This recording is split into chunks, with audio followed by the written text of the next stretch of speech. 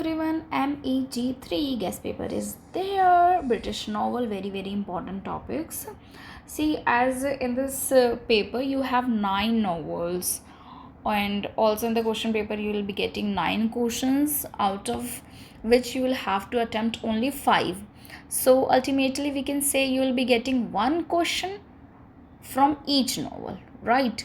But question में उसके topics change हो जाएंगे, like they can ask theme, the background, the significance of certain characters, और किस पर्सपेक्टिव पे बात कर रही है. सो डिफरेंट चीज़ों पे वो क्वेश्चन पूछ सकते हैं. So in the novels we have mention all the 9, but not I am not recommending you to do all of them if you don't have much time. Just do 5, but उन 5 को बहुत अच्छे से कर लेना, मतलब कुछ भी रह ना जाए.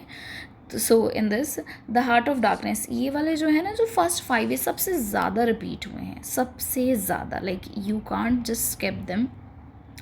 और उसके बाद 2 हैं एंड देन लास्ट 9. सो जो फर्स्ट है द हार्ट ऑफ डार्कनेस, इसका टाइटल और अफ्रीका, मतलब अफ्रीका के ऊपर पूछा गया है, कैसे उसको सिग्निफाई कर रहा है, कैसे उसके टेक्स्ट में लिखा गया है, सब कुछ. कोट्स, एक कैरेक्टर है वुमेन, कैसे वुमेन इसमें रिप्रेजेंट की गई है, मार्लो एज नरेटर, उस पर आपको कमेंट करने के लिए पूछ सकते हैं. Second, a portrait of the artist as a young man, ये भी आपकी नॉवल है. फिर उसमें डिफरेंस में आप देख लोगे क्या क्या चीज़ें पूछी जा रही है.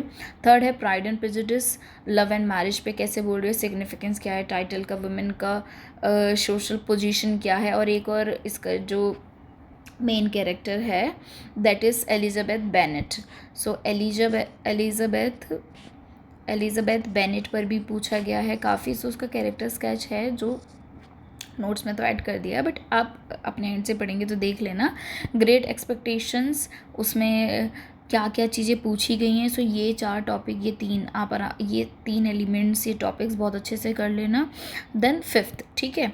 अब जो ये अगर आप ये 5 को भी थोरोली कर लेते हो, ओनली इन 5 को भी कर लेते हो, तो बहुत अच्छा पेपर चला जाएगा. As I said, 9 novels 9 questions and you have to attempt only 5. बस ये है कि कौन से किस मतलब कहाँ से पूछा जा रहा है वो थोड़ा वेरी कर सकता है. तो 2 और कर लेना जो इसके बाद इम्पॉर्टेंट हैं, वो हैं a passage to Indian Tom Jones. इसमें भी ये वाले टॉपिक्स आप कवर कर लेना. अगर ये सिर्फ ये भी कर चले जाते हो ना आप यहाँ तक भी, तो बहुत अच्छा पेपर जाएगा और पूरी श्योरिटी के साथ आप उसमें जाने वाले हो.